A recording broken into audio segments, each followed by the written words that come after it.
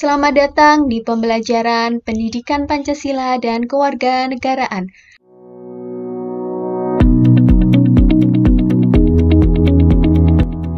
Pada kesempatan kali ini, kami akan membahas materi PKN kelas 12 dengan materi Hak dan Kewajiban Warga Negara dalam Nilai Pancasila. Setiap orang pada dasarnya mempunyai hak untuk melakukan segala sesuatu yang diinginkan. Lalu, setiap sila Pancasila mengandung nilai-nilai yang luhur yang berasal dari kehidupan sosial bangsa Indonesia sendiri. Maka dari itu, dalam setiap nilai Pancasila terkandung hak-hak dasar. Yang pertama, hak dan kewajiban asasi manusia dalam nilai dasar Pancasila. Nilai dasar merupakan nilai yang mendasari nilai instrumental. Nilai dasar sebagai hakikat kelima sila Pancasila yang terdiri dari sila pertama, ketuhanan yang Maha Esa, dengan cara menjamin hak kemerdekaan untuk mengembangkan toleransi antar umat beragama, menghormati ajaran agama lain dengan tidak mencela atau mendiskriminasikan. Sesuai sila kedua, dengan cara melakukan berbagai kegiatan kemanusiaan, mengakui persamaan derajat sebagai WNI. Sila ketiga, dengan cara mengamanatkan adanya unsur pemersatu di antara warga negara dengan semangat gotong royong, saling membantu, menempatkan kepentingan bangsa dan negara di atas kepentingan pribadi dan golongan. Sesuai sila keempat, dengan cara menghargai setiap warga negara untuk bermusyawarah mufakat yang dilakukan tanpa adanya tekanan, paksaan, ataupun intervensi yang membelenggu hak partisipasi masyarakat, serta mengutamakan musyawarah mufakat setiap mengambil keputusan. Sesuai sila kelima, keadilan sosial bagi seluruh rakyat Indonesia dengan cara senantiasa bekerja keras, bersikap adil terhadap sesama. Yang kedua, hak dan kewajiban asasi manusia dalam nilai instrumental Pancasila. Hal ini merupakan pedoman pelaksanaan kelima sila Pancasila, yakni perwujudan nilai instrumental berbentuk ketentuan konstitusional. Di antaranya adalah Undang-Undang Dasar Negara Republik Indonesia tahun 1945 pada pasal 27-34, Ketetapan MPR tentang HAM, Undang-Undang Republik Indonesia Nomor 39 Tahun 1999 tentang HAM, Perpu Nomor 1 Tahun 1999 tentang Pengadilan HAM, peraturan pemerintah maupun keputusan Presiden. Selanjutnya adalah hak dan kewajiban asasi manusia dalam nilai praktis sila Pancasila. Hal ini merupakan realisasi nilai-nilai instrumental suatu pengalaman dalam kehidupan sehari-hari. Hak asasi manusia dalam nilai praksis Pancasila dapat terwujud apabila nilai dasar dan instrumental Pancasila itu sendiri dapat dilaksanakan dalam kehidupan sehari-hari oleh seluruh warga negara. Hal tersebut dapat diwujudkan apabila setiap warga negara menunjukkan sikap positif dalam kehidupan sehari-hari. Di antara sikap positif sesuai dengan sila pertama, yakni hormat menghormati dan bekerja sama antar umat beragama, saling menghormati kebebasan beribadah sesuai agama dan kepercayaannya. Sikap positif sesuai dengan sila kedua adalah mengakui persamaan derajat hak dan kewajiban antara sesama manusia, saling mencintai sesama manusia. Sesuai dengan sila ketiga, sikap positif dalam penegakan HAM adalah menempatkan persatuan, kesatuan, kepentingan dan keselamatan bangsa dan negara di atas kepentingan pribadi ataupun golongan, serta rela berkorban untuk kepentingan bangsa dan negara. Sikap positif sesuai dengan sila keempat adalah mengutamakan kepentingan negara dan masyarakat, tidak memaksakan kehendak kepada orang lain. Dan sila kelima adalah menjaga keseimbangan antara hak dan kewajiban, menghormati hak-hak orang lain.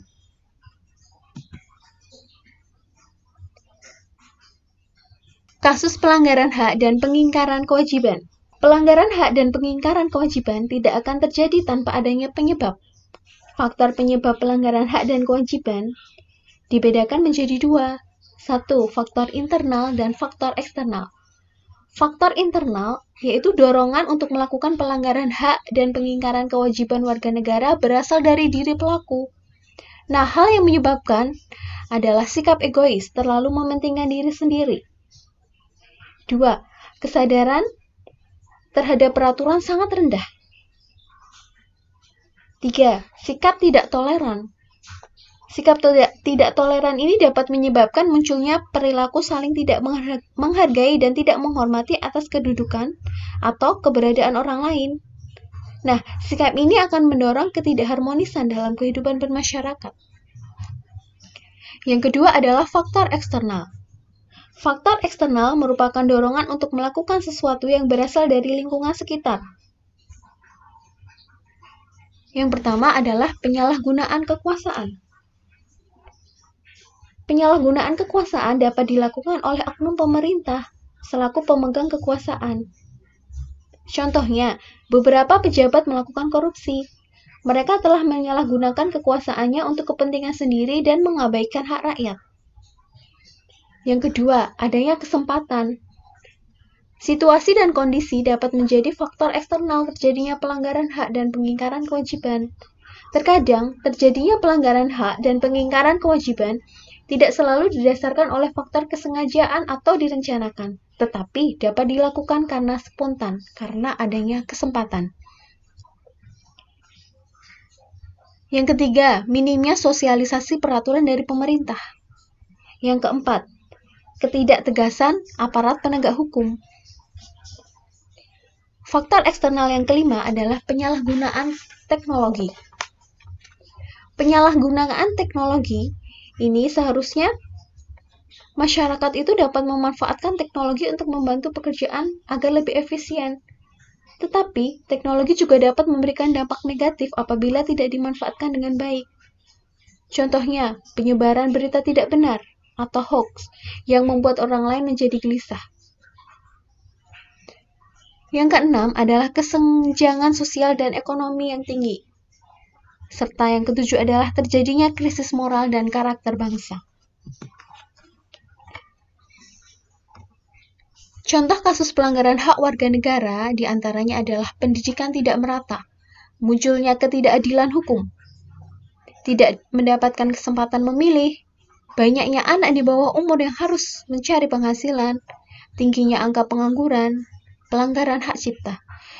Kasus pelanggaran hak warga negara ini melanggar peraturan yang telah diatur di Indonesia. Sedangkan kasus pengingkaran kewajiban warga negara diantaranya adalah melanggar aturan berlalu lintas, menghindari tugas menjaga keamanan lingkungan, unjuk rasa yang berakhir ricuh, dan tidak membayar pajak.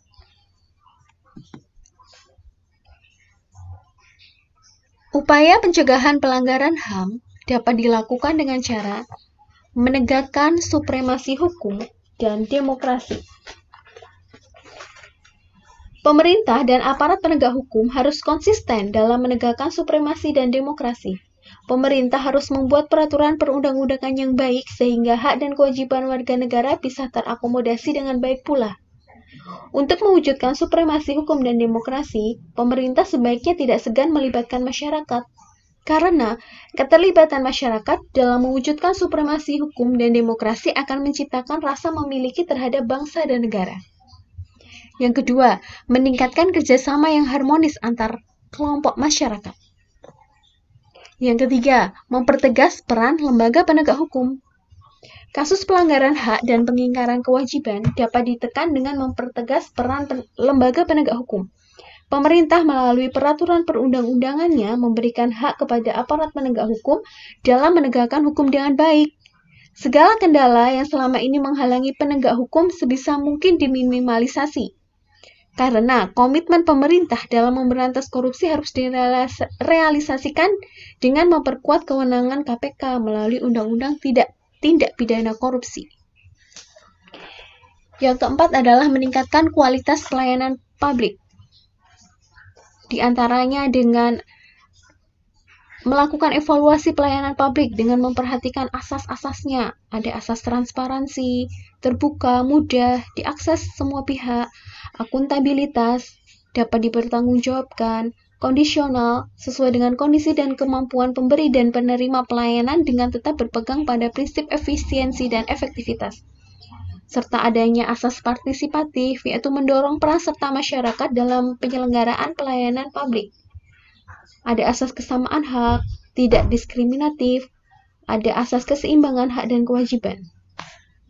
Yang kelima adalah meningkatkan pengawasan dari masyarakat atau lembaga-lembaga politik.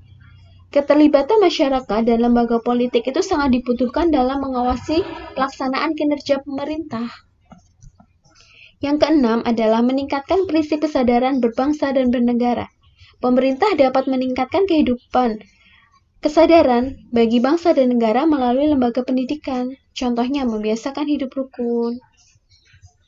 Pemerintah melalui berbagai lembaga pendidikan dapat mengajarkan tentang apa yang diinginkan agar bisa mengatasi atau mencegah pelanggaran HAM yang terjadi.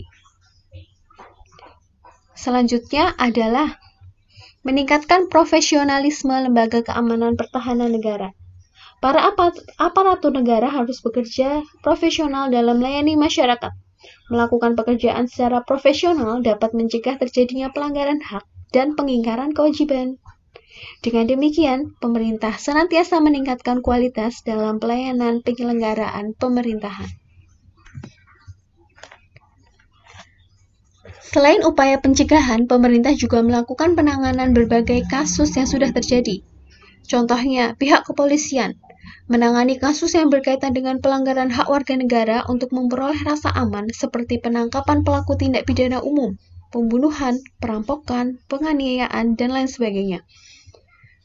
Dari lembaga TNI, melakukan penanganan kasus separatisme, ingin memisahkan diri dari Indonesia, dan ancaman keamanan dari luar. Contohnya, pelanggaran batas wilayah.